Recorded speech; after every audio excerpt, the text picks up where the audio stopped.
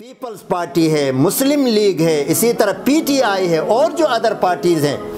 کچھ دن پہلے تو یہ اسمبلی کے اندر انہوں نے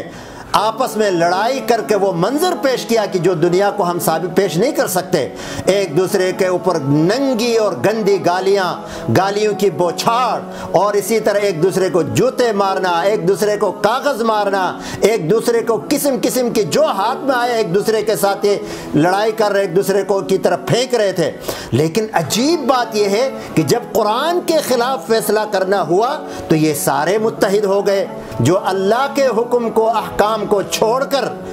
کوئی اور قوانین بناتے ہیں، اس پر عمل کرتے ہیں، اس کو نافذ کرتے ہیں قرآنی قوانین کے مقابلے میں، فرمایا ہے وہ کافر ہیں۔ مسلمان تو ایسا کر نہیں سکتا، قرآن کے قانون کو چھوڑ کر دوسرے قوانین پر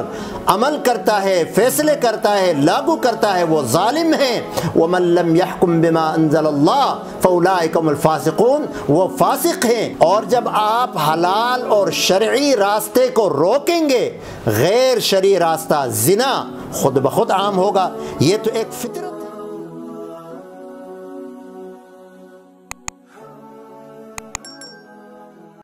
بسم اللہ الرحمن الرحیم، نحمدہ ونصلی علی رسولہ الکریم، اما بعد۔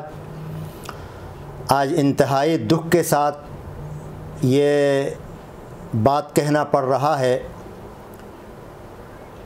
کہ اسلامی جمہوریہ پاکستان، جس ملک کی بنیاد ہی اسلام کے نام پر بنی، جس ملک کو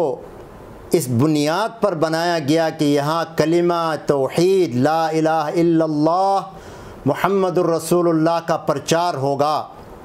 جس ملک کا قانون ہی قرآن و سنت ہوگا، لکھا ہوا ہے قانون میں،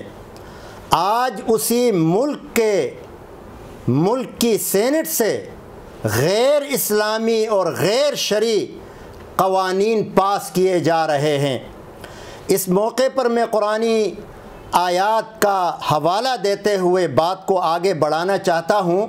اور یہ ہر مسلمان کے لیے، ہر پاکستانی کے لیے، ہر درد دل رکھنے والے مسلمان کے لیے یہ ایک سانحہ ہے، ایک دعوت ہے، دعوت غور و فکر ہے کہ وہ اس بات پر غور کرے کہ انہوں نے کیا اپنے نمائندوں کو اسمبلی میں، سینٹ میں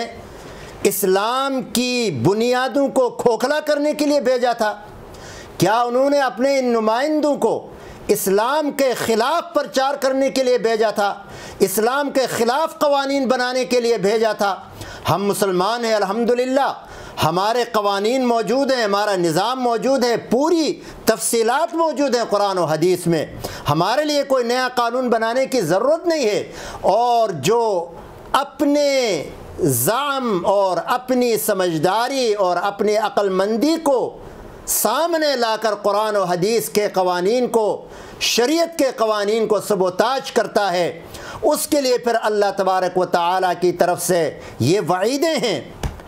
سنیں قرآن کریم کیا کہہ رہا ہے، وَمَن لَّمْ يَحْكُم بِمَا أَنزَلَ اللَّهُ فَأُولَٰئِكَ هُمُ الْكَافِرُونَ، جو اللہ کے حکم کو، احکام کو چھوڑ کر کوئی اور قوانین بناتے ہیں، اس پر عمل کرتے ہیں، اس کو نافذ کرتے ہیں قرآنی قوانین کے مقابلے میں، فرمایا ہے وہ کافر ہیں۔ مسلمان تو ایسا کر نہیں سکتا۔ دوسری آیت میں وَمَن لَّمْ يَحْكُم بِمَا أَنزَلَ اللَّهُ فَأُولَٰئِكَ هُمُ الظَّالِمُونَ، جو قرآن کے قانون کو چھوڑ کر دوسرے قوانین پر عمل کرتا ہے، فیصلے کرتا ہے، لاگو کرتا ہے، وہ ظالم ہیں۔ وَمَن لَّمْ يَحْكُم بِمَا أَنزَلَ اللَّهُ فَأُولَٰئِكَ هُمُ الْفَاسِقُونَ، وہ فاسق ہیں۔ اب ان آیات کی روشنی میں اس فیصلے کو ہم ذرا دیکھنا چاہتے ہیں۔ سینٹ کے اندر افسوس کی بات تو یہ ہے کہ سارے مسلمان ہیں، اب ان کی مسلمانیت کا درجہ کیا ہے وہ خود اپنے گریبان میں جھانکیں اور فیصلہ کریں کہ وہ اسلام کے کس درجے پر کھڑے ہیں، جبکہ قرآن کی صحیح خلاف ورزی ہو رہی ہے۔ میں تو سمجھتا ہوں کہ ان بیچاروں کو قرآن کی سمجھ ہی نہیں ہے۔ یہ جس تعلیم سے گزر کے آئے ہیں، جن مراحل سے گزر کر آئے ہیں، وہاں تو قرآن اور حدیث کا میرے خیال میں ان کو ذرا سا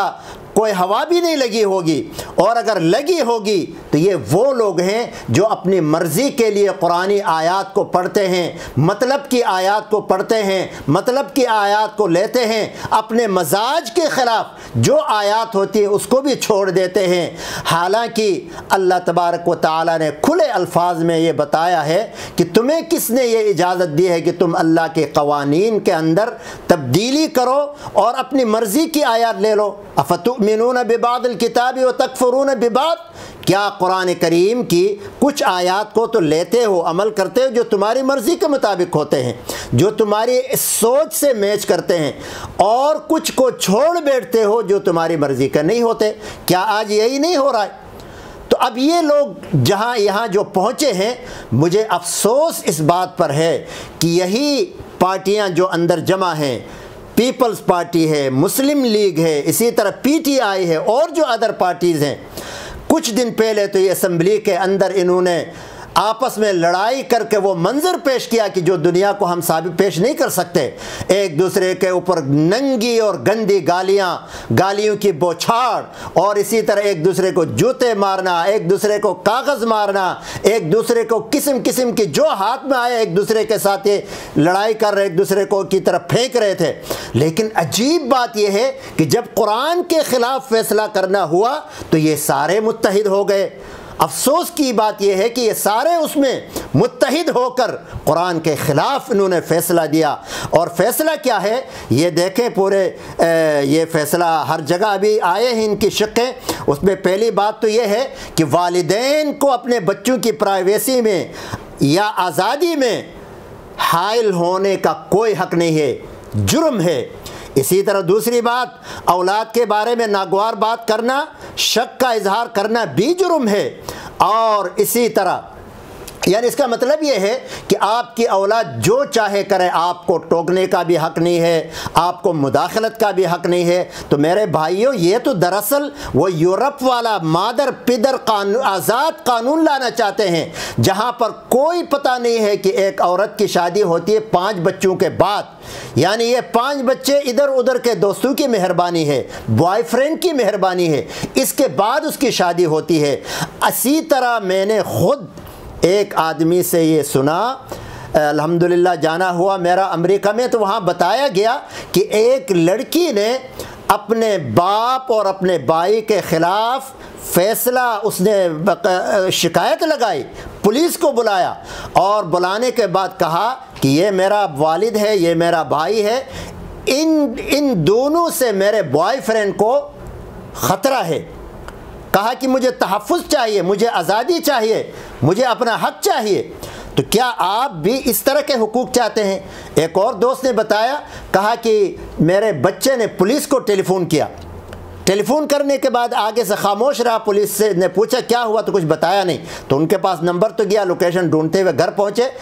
کہا کہ اس گھر سے ہمیں ٹیلی فون آیا تھا، یہاں کوئی بچوں پر ظلم تو نہیں ہو رہا ہے۔ تو بہرحال اس طرح کی باتیں، اور وہ بات تو آپ نے سنی ہوگی کہ امریکہ میں ایک والد نے اپنے بیٹے نے باپ کی شکایت لگائی اور پولیس سے اسے پھینٹیں لگوائی۔ جب وہ پاکستان آئے تو ایئرپورٹ کے اوپر باپ نے بیٹے کو مارنا شروع کیا اور کہنے لگا کہ اب یہ پاکستان ہے، یہ امریکہ نہیں ہے۔ تو کیا آپ لوگ اس طرح کا آزاد قانون لانا چاہتے ہو جو شریعت کا متصادم ہے؟ حالانکہ حدیث میں آتا ہے کہ گھر کے بیچ میں ایک کوڑا، ایک چھڑی لٹکی ہوئی ہونی چاہیے، جو اس بات کی ثبوت ہو کہ اگر ہم کوئی غیر شرعی، غیر اخلاقی حرکت کریں، نماز نہ پڑھیں یا کوئی بھی اس طرح کا غلط کام کریں، تو ہمارے گھر کا سربراہ، ہمارا والد، ہمارا بڑا اس سے ہماری پٹائی کرے گا۔ تو یہ تو شریعت کو مطلوب ہے کہ بچوں کی صحیح تربیت ہو، اور یہی چیز تو چاہیے۔ اسی لیے آپ صلی اللہ علیہ وسلم نے فرمایا کلکم راع وکلکم مسئول عن رعیتہ، آپ میں سے ہر ایک اپنے گھر کے افراد کا ذمہ دار ہے، جواب دہ ہے۔ اگر بچہ بگڑتا ہے، بچی بگڑتی ہے تو ماں باپ سے پوچھا جائے گا۔ اب آپ چاہتے ہیں کہ ان کو آزادی دی جائے، ان کو کچھ نہ کہا جائے، ان کو اپنی مرضی پہ چھوڑا جائے، یہی ہوگا کہ بیٹی کسی بوائے فرینڈ کو لا رہی ہے گھر میں، باپ کو پوچھنے کا حق نہیں ہے۔ بیٹا کسی گرل فرینڈ کو لا رہا ہے، باپ کو پوچھنے کا حق نہیں ہے۔ بیٹا رات کو 1-2 بجے تک آوارہ گردی کر رہا ہے، پتہ نہیں کن کن دوستوں کے ساتھ باہر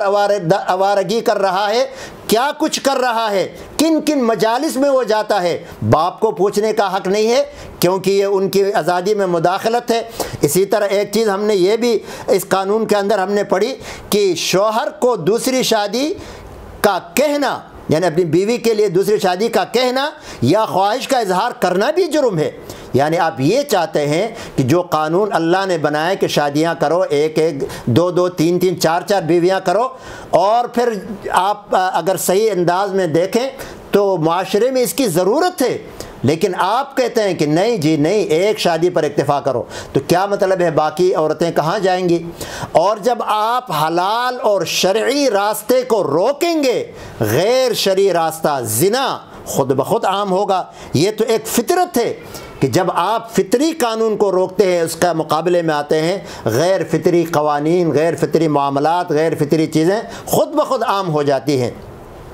تو اس کے نتیجے میں جتنے گناہ ہوں گے، جتنے زنا ہوں گے، جتنی خرافات ہوں گے، اس کا مطلب ان سب کا وبال آپ لوگوں کے گلے میں جائے گا، آپ کے نام اعمال میں جائے گا جو اس طرح کے قوانین بنا رہے ہیں۔ بہرحال مجھے افسوس ہوا کہ قرآن و سنت موجود ہے، پاکستان کے قانون میں لکھا ہوا ہے کہ پاکستان کے لا جو ہے وہ قرآن و سنت ہے، لیکن اب آپ نے جس قانون کا حلف اٹھایا ہے اسی قانون کی مخالفت کر رہے ہیں، اسی کتاب کی مخالفت کر رہے ہیں۔ جس چیز کا حلف آپ نے لیا ہے اس کے آپ خود مخالف بن رہے ہیں۔ میری تمام مسلمانوں سے، تمام پاکستانیوں سے اپیل ہے کہ ان جیسے قوانین کے خلاف صف آرا ہو جائیں، متحد ہو جائیں، اور آئندہ اس طرح کے مجرموں کو آگے نہ بھیجیں، اس طرح کے